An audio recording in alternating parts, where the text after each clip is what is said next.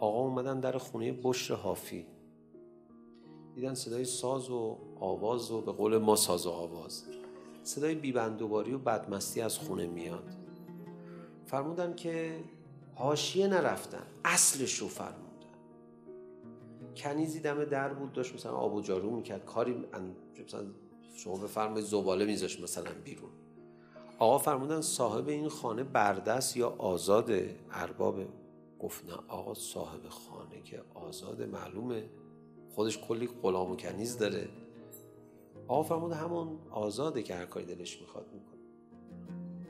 اگه عبد بود، برده بود، این کار نمیکنه.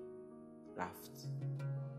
کنیز اومد تو خونه بشر حافظ، وسط اون شلوغکاریا گفت دم در طول کشید. گفت هیچی، یه آقایی بود سوال عجیبی کرد. گفت صاحب خونه بردست یا آزاده؟ گفتم آزاده.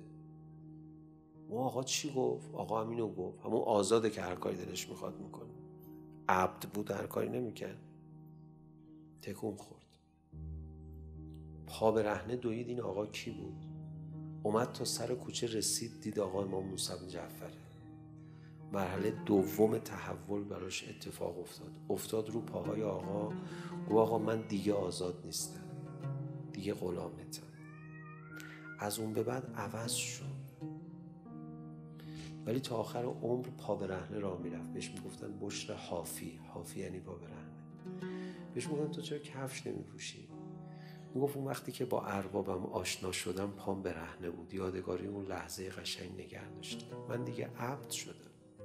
بشر حافی از اون لحظه گفت آقا من غلام تو، همه چیش با او تنظیم میشه. آقا امام موسی بن جعفر یه شب به در خونه ما رو هم بزن، شاید ما هم نفس تو، صدای تو، توبیخ چقدر قشنگ توبیخ میکنی موسی بن جعفر، چقدر قشنگ دعوا میکنی، چقدر نمکی، چقدر آروم. اینجوری ما رو هم دعوا کنی آدم میشیم ما.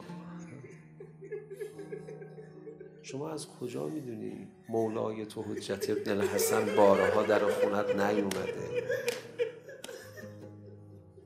همینجوری باهات برخورد نکرده؟ از کجا میدونی؟ این چقدر نمکی آقا دعوا کرد.